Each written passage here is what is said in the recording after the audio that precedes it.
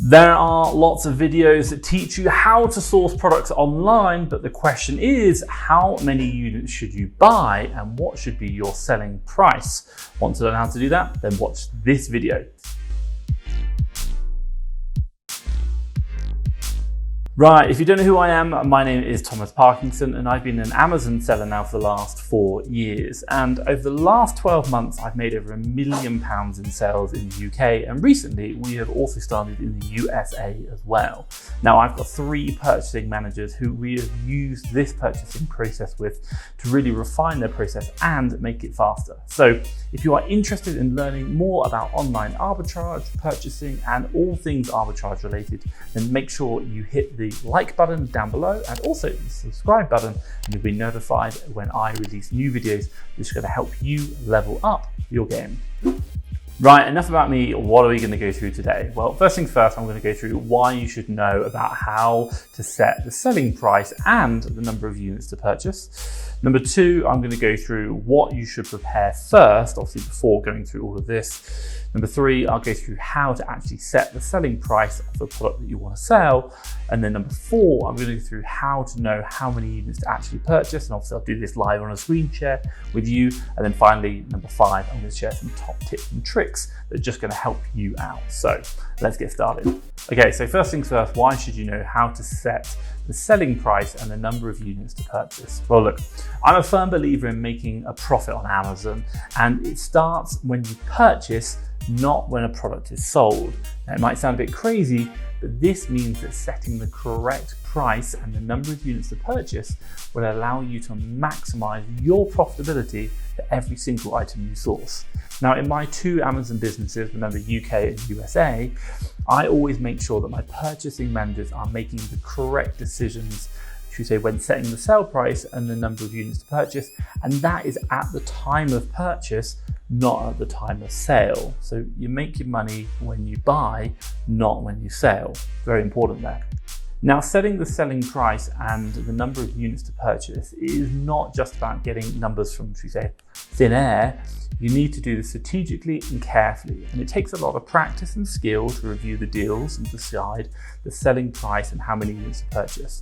Now, not only that, it's not only about doing it up front, but also learning from your previous purchases about refining that process, which is something we always do. Now, what I will say is combining that information up front and also combining the information you get once you've sold the items and learning from that, all of that together really goes into that purchasing thought process. And to do that requires a lot of practice and effort. So, top tip for you guys, make sure you're putting a lot of effort into, or much effort into practicing your purchasing, how many you should buy, by learning from what I just talked about, as well as how much effort you're putting into the sourcing side. You know, purchasing is just important as it is sourcing. Get the right amount, do really well. Get the wrong amount, my God, it can ruin your business. And trust me, I have purchased some products which have been the wrong amounts in the past. But hey, what I will say is no matter how good your deals are, if you don't strategically decide, should we say, the selling price and the correct number of units to purchase, then you're still not going to make good money. At the end of the day, it's about getting this right. Hence why we've got this video. Right, quick question for you guys. How do you set your selling price on the products you are buying to resell on Amazon? Let me know in the comments below. Maybe there's a technique that you're using that maybe I'm not aware of and I need to understand. Let me know in the comments down below. Okay, so this leads me nicely onto chapter number 2. What should you prepare first? Well, look, setting your selling price and deciding the number of units to purchase strategically requires you to prepare a certain number of things, and let's go through them now. So number 1, deal criteria. Now look, your deal criteria is basically the standard which needs to be followed when sourcing a product. Now this is important to set this deal criteria standard when sourcing, because it will also be the guide when setting and selling the price of the product to resell on Amazon. Okay, so under deal criteria, what are we thinking about? Well, look, you can look at return on investment, or ROI. Now, ROI is how much you're going to earn back from your investment as a percentage of the spend. And that's your profit as a percentage of the money you spent on the deal itself. Now, you need to have a good ROI to make sure that you're keeping your products profitable that you're going to buy to resell on Amazon. Now, quite simply, if the product did not meet your ROI, you shouldn't buy it. It's as simple as that. And it's because you might get a loss of the product when you come to resell it, and it might not get the selling price that you're looking at because it's going to go too low. Now, I said it earlier and I'll say it again, to get the ROI percentage, and we always express ROI as a percentage, all you need to do is to divide the expected profit by the cost of the goods. So for example, if you're going to make £3 or $3 from something and it's going to cost $6, that is going to be a 50% ROI. Something to remember there. Now, in my Amazon business, ROI is the first thing that my purchasing manager looks at when, should we say, analyzing a deal, and also once they've set the selling price, they'll review that ROI. Now, if you want to know more about ROI, what I'm going to do is leave a guide up there, a video called My Ultimate Guide about ROI. It's just going to help you out if you want to know a little bit more about this, because it can be a bit complicated. So check that out, maybe if you're a bit confused. So the other one you can look at instead of ROI, and you can look at them both as well, but we generally choose one or the other, is something called profit margin. Now, profit margin is how much money you earn from your sales. Again, very similar to ROI. And again, this is quite an important one to know, or it is important to know, because it gives you an idea of how much you're going to earn back from a product once you've sold it. And it's again based on the selling price. Now, in regards to profit margin, the way the profit margin is calculated is again the profit that you make from a product, but this time it's divided by the actual selling price of the product. So let's say, for example, in our previous example, we made £3 or $3 profit. And remember, we bought it for $6, but we're not really interested in the buy price. We're now interested in the sale price. So let's say, for example, we sold it for £12. We bought it for $3, £3, and we sold it for $12 or £12. Then our margin, profit margin, would be 25%. So it's another percentage figure that we look at, and it's the profit divided by the sale price. Now, there are a lot of misconceptions between ROI and profit margins, and some sellers do find it hard to distinguish between the both of them, and it can get confusing. Now, if you want to know more about profit margin and ROI, I'm going to drop a video up here about the differences between them. It just really help out. Generally in the US, they talk about margin. Generally in the UK, we talk about ROI. Exactly, they're not the same, but you can use one or the other. It's absolutely fine. And also as well, you can use your sourcing tools like SAS, sourcing analysis simplified, that is just going to really help you understand that. And that's a tool that we're going to use today. Now, aside from the deal criteria, you also need to prepare your sourcing tools when setting the selling price. Now, knowing the number of units you need to purchase, and like in my Amazon business, we are going to be using sourcing calculator tools to help set this. And we're going to obviously in there put in all our costs as well. Now, in regards to the costs, what do we put in there? We put things like our prep fees, warehouse fees, maybe our ship to Amazon fees, that's the UPS fee. You do it on like a per pound or a per product basis. We just make sure we put those costs in because they are part of the transaction cost to buy to resell on Amazon. Now, we talk about calculators, software calculators. There's a lot of tools that you can use. Ones that we use in our business, and by the way, you don't need all of these, just for the calculator side. SAS, Sourcing Analysis Simplified, FBA Multi-Tool, Buybot Pro. We've even used RevSeller and Ace and Zen. There are a lot of tools out there that are going to really help you in this. And they all do a very similar job, but they all have some nuances and you can work them better. In this example today, I'm going to be using SAS, Sourcing Analysis Simplified, just to really help out with doing the deal analysis process. And the reason is in my USA business, that is the tool that we use. Now, the reason why I like this tool, and not so much it's over any other tool, and I think the calculator tools in general are really useful, is that they just help you double check, should we say, things like your profitability when you set the selling price. They give you a lot of data, a lot of analytics behind different tools, and also just give you that kind of confirmation that you are doing the right things, and they have really nice color coding to say, warning, this is bad, or hey, this is good. Now, the other tool we use, and you don't have to, but I personally really like using this, and a lot of other sellers do, is Keeper. Now, all these tools I just mentioned before, they all have like Keeper light graphs, exactly the same data, but Keeper does a really, really good job, and we just like to use the Keeper app itself. And we use that because it allows us to understand the history of a product over time. And when we're trying to set the selling price, i.e. predict it in the future, if you understand the past of a product, then you know what? You can actually understand what is going to go on going forward with that product as well. So Using something like Keeper, understanding the history of a product really allows you to understand what is happening or predict very accurately what is likely to happen going forward. Now, these tools, should we say, I use in my Amazon business when setting the selling price and also analyzing the number of units we should purchase. And if you want to learn more about these tools, what I'm going to do is I'm going to drop a video guide up here to a playlist I created called like my ultimate guide to SaaS Keeper. It's just going to help you out to understand that. Okay, so before I jump into actually how to set the selling price and the units to buy, the one thing I want to say is what I'm about to tell you is super, super important, because I said it earlier and I'll say it again. You make your money when you buy, you don't make it when you sell. It sounds a bit crazy, but trust me, it's true. Regardless of the selling price, if you get the buy price right, it's going to really make a difference. And the reason why I mentioned this is because sourcing for deals is super hard. Like, it's just time consuming, it's hard, and it's not easy. And if you're like me, you value your time, you're a busy person and you've got a lot going on and you want to see this business grow. Now, if you are struggling for leads, do check out FastTrackFBA Leads. This is a service I created whereby we've got a team of sources looking in the UK, USA, 7 days a week. Now, what do? We put them all online and you get to pick and choose the deals that you want, and then you can buy and resell them on Amazon for a profit. Trust me, it's completely game changing. I think you'll love it. Have a look on FastTrackFBA. I'll drop a link down below. FastTrackFBA Leads. Trust me, I think you'll love it. Right, that leads me nicely on how to set the selling price. Now look, setting the selling price has 3 parts. The first is knowing the normal selling price of a product in Amazon. The next is about setting your selling price.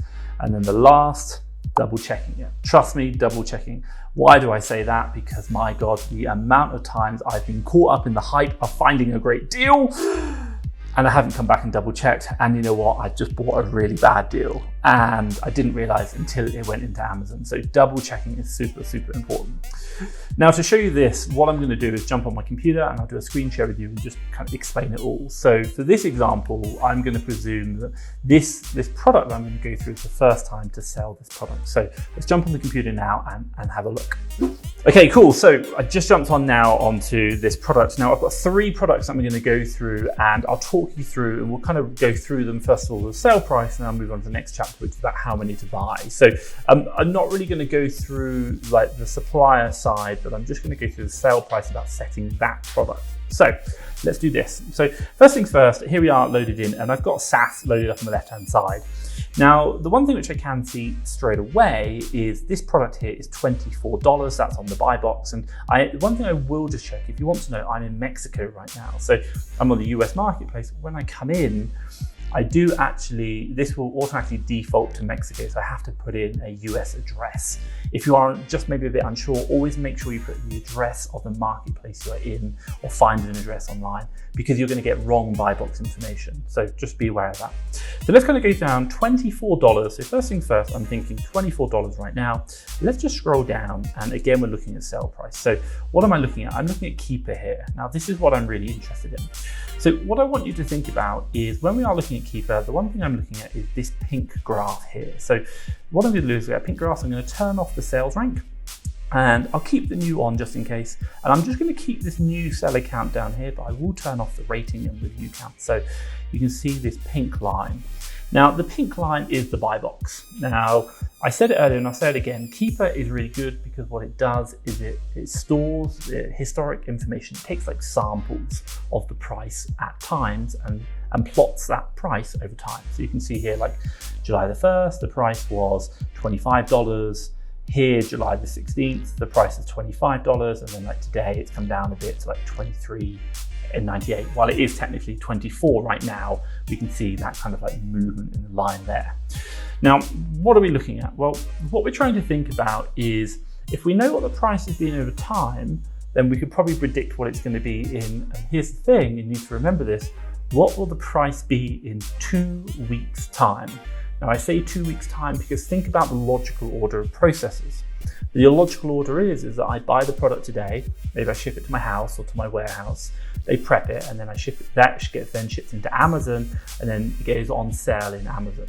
Typical time frame, maybe a week to 2 weeks, and if you say 2 weeks, that's going to be great. and that is the time that your product is going to go live. So you are looking at when this product will become live on Amazon in 2 weeks' time. So that's the thing. So follow the pink line and just kind of predict it a little bit like out here, if that makes sense. So the question for me is I'm thinking about, well, look, I've seen it's 25, I've had a few dumps down to like, bumps down to 18 and then 20 there, but it has come down, but it's not going down particularly fast. So my initial thought, just looking at the pink line, is it's probably going to be about 24, it could be like high 23s, mid 23s actually, if we've got a few 23s, it's slowly coming down. So in about 2 weeks time, I might think like 24, 20, it might be at 23.50, for example. That could be an idea. So in my calculator, I'd type in 23.50, for example, and I would do my calculation. So this we can get for $15. So I'd say like, well, actually, that's probably not going to be as profitable as maybe I wanted. The other thing which I'd probably just linked into that conversation is once I thought about what that is just by looking at the pink line, is I'm also just going to have a quick look at the new offer count. Now, if the new offer count is about the same, then I probably won't see too much effect on this pink line or the buy box line. Why? Because this new offer count is what's known as competition. If you ever learn anything about Amazon, the more people on a listing, generally what you see is the price comes down. More competition, more supply, the price comes down because we're all competing to win that buy box. So what we're looking at is watching this competition. So I can see it's 25, I can see it's 24, maybe 23. I might even say, actually, put this down to 23 exactly, not 23.50. That could be an option because it is going up. Now, if I saw that new seller count going right up, my God, I'd expect that buy box price to come down quite a lot more aggressively. But if I saw that maybe that new seller count or new offer count, down the bottom was actually declining, then I might say, actually, I don't think this buy box price is going to go down. If anything, it might come up. Why? Because less competition, and as a result, there's less pressure on the price is likely to come up. Just remember that, something very important. So once I've done that analysis here, what I'm going to do is I'm just going to have a quick look out over 1 year. I'm going to have a look at this product over 1 year's time. Why? Because I'm interested to understand maybe it's a seasonal product. If I was looking at something like an advent calendar over December, of course, I'd probably see that the competition was going up, but also the price was really amazing. But in January, advent calendars don't sell as well as they did in, for example, December. So I'd have to be super aware. So just jump out to a year, have a look at that, and I may even have a quick skim over to all time, but I'm not too worried.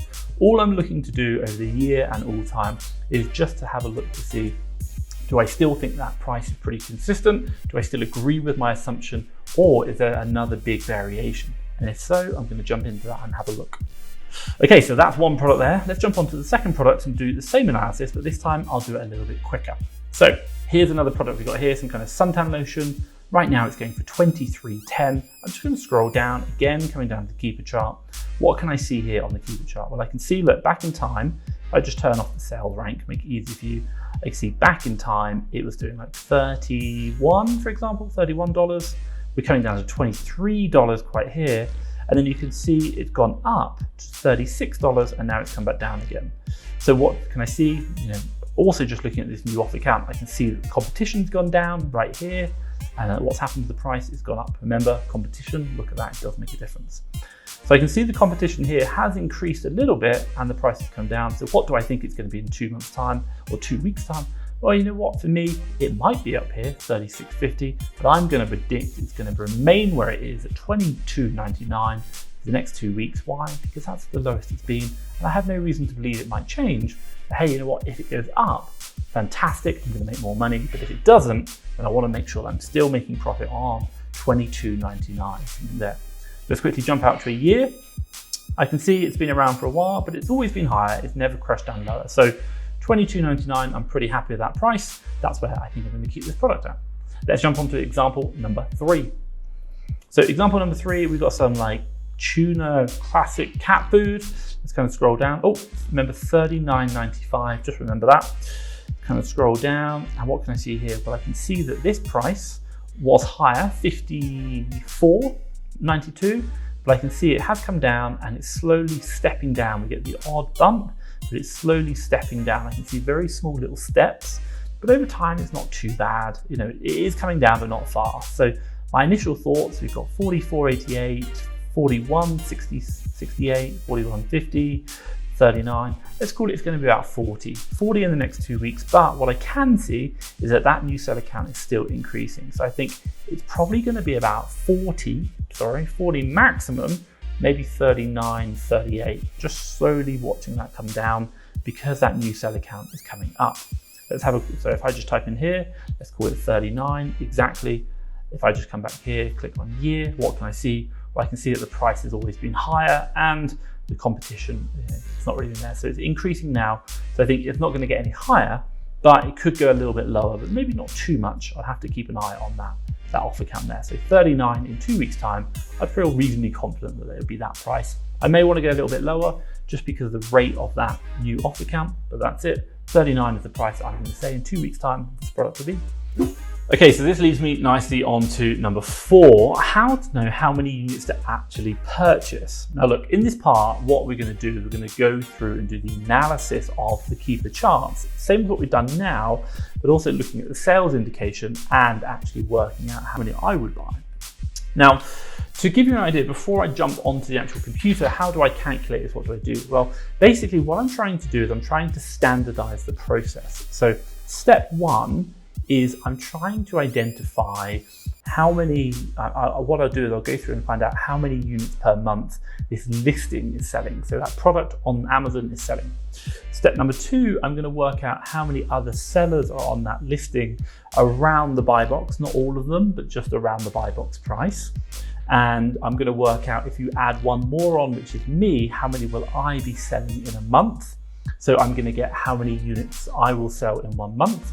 And then number 3, what I'm going to do is knowing the listing sales per month and knowing how much stock the competitors have got, what I'm going to do is I'm going to see how much stock they've got. If their stock is low relative to the listing sales, I'll probably bump my number of units I should buy, remainder up.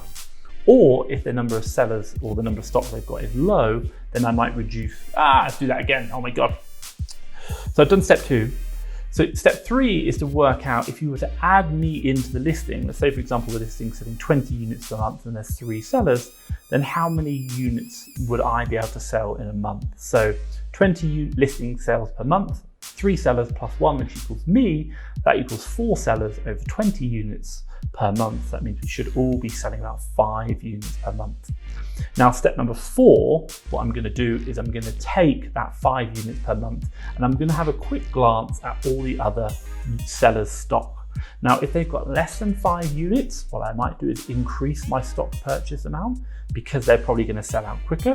Or if they've got more than, should we say, 5 units, which is the equivalent amount for 1 month's worth of supply, then I might decrease the amount I'm buying because there's so much other stock in the listings right now.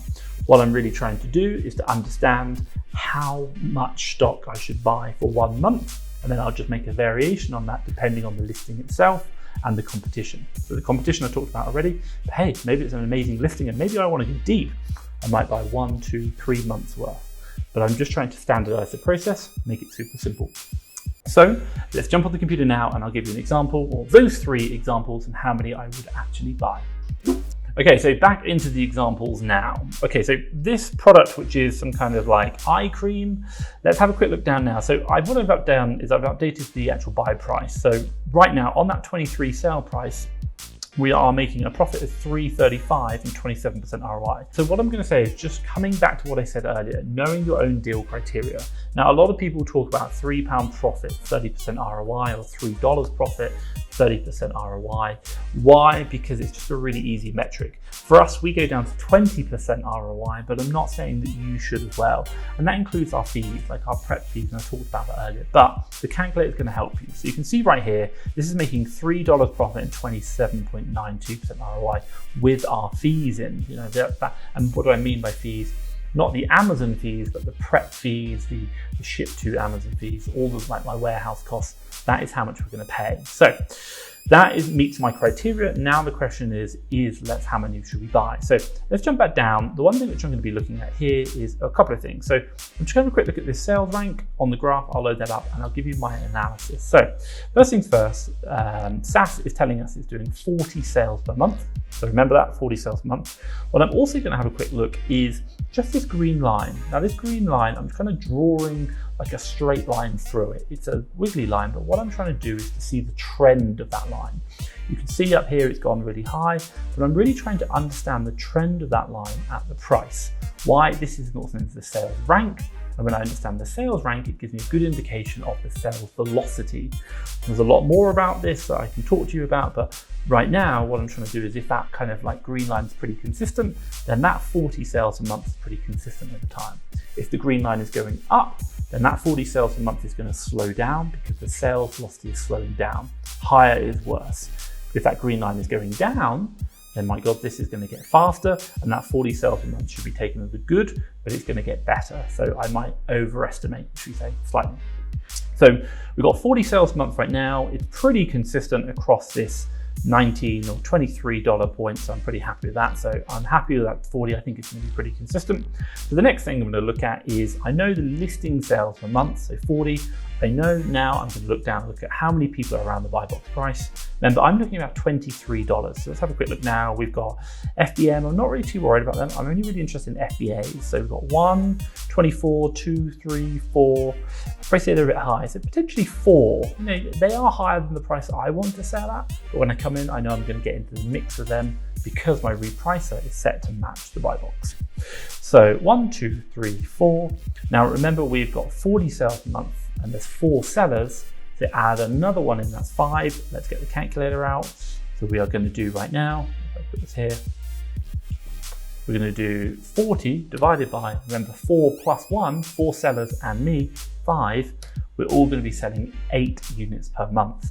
Now the question I've asked is 8 units per month, so that's great. So I might buy 8. Now I'm going to have a look at their stocks. So I can see this one's got 62. This is the 18, 7 and 7. So I'd probably say for this product, I might buy about 8 and see how it goes. That is what I'm looking at buying. Why? Because I know how many listings, how many products they've got. I know how fast it's selling. I know how many people I'm going to be competing with. So for this product, we know it's selling 40 units per month, and I've said there's about 4 people on the buy box, and that's open to interpretation. Add me on, that makes 5. So take 40, divide it by the 5 sellers, that makes 8 units per seller over the course of a month if we're rotating the buy box. And you know what, for me, I think they've all got about the right amount of stock. One's a bit higher, 62, but I'm not going to worry too much about that because they are letting them share. You can see here the 24, they are sharing the buy box. So I'm going to say that we'll all probably share. And as a result, I think 8's about right. If they had a lot of stock, I might bring it down to like 5 and see what happens. If they were very low, all of them like 3s and 4s units of stock in, then I'd probably get a bit higher. Maybe it's like 10, 16 that I would buy just because of the stock levels in. So for me, for this product, I would buy 8. Let's jump through now to the next product and do exactly the same analysis. So coming through, we've got some Ocean Pot Sun.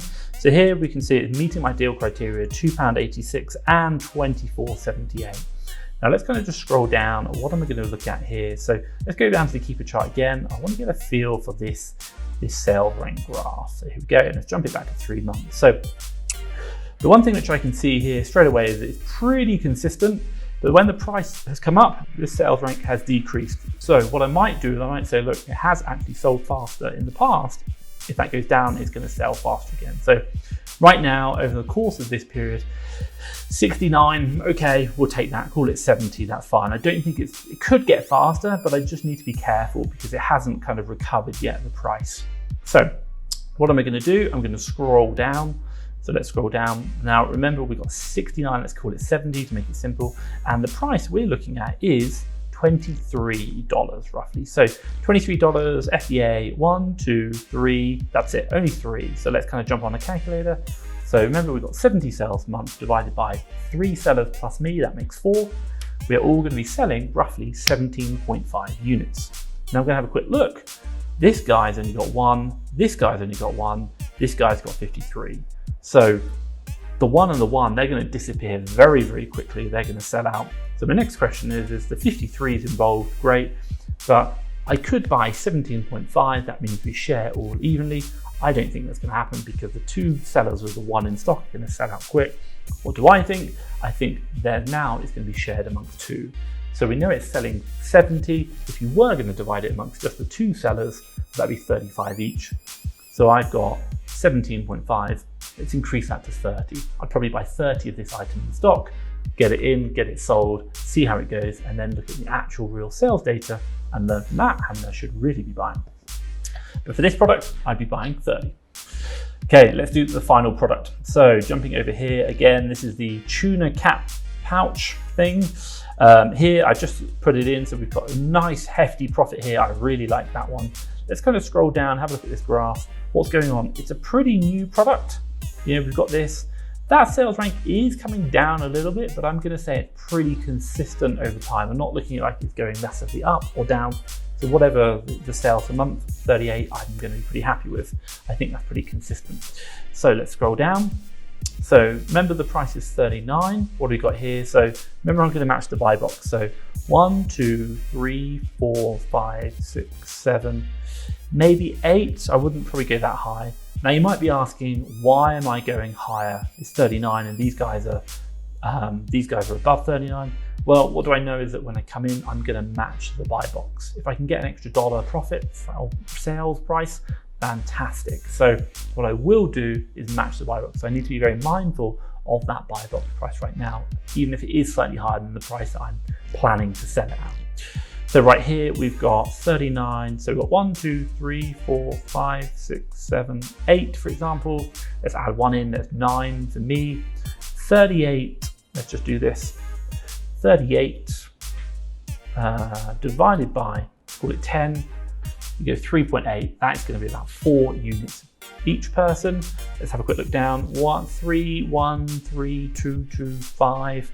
You've got the 15. So that guy is going to take a little while to sell through, but after that, you've got all these involved. So top of my head, I think probably about 4 might be okay. I might go just a little bit higher because I think some of these people might sell out. You've got the 1 there, you've got the cycle a bit lower, 2 and the 2, but I probably wouldn't go too high. Maybe like 5, maybe 6 units. I'm not going to go too crazy, but I am just going to think that I might be able to get a little bit more in there. And hey, the profit on this I'm really happy with. So if it takes a little bit longer to sell, I'm not too worried. So for me, probably cautious, 4, optimistic, let's call it 6. That's how many I'd buy for this product. Right, so that is how I price the products and also how many I would buy. Now, what I will say is let's go on to chapter number 5, the top tip for you. So look, first thing first, number 1 is when you are doing repurchasing, not just the price to sell at and the price to how many to buy. Remember what I said at the beginning, you make your money when you buy, not when you sell. What do I mean by that? So number 1, super, super important.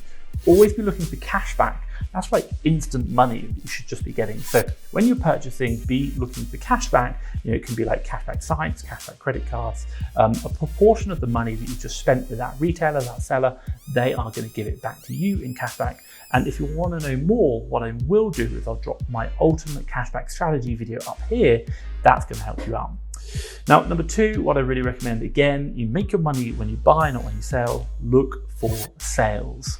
Purchasing a product which is in a sale is just going to make the buy price so much cheaper, and as a result, you're going to maximize your profitability.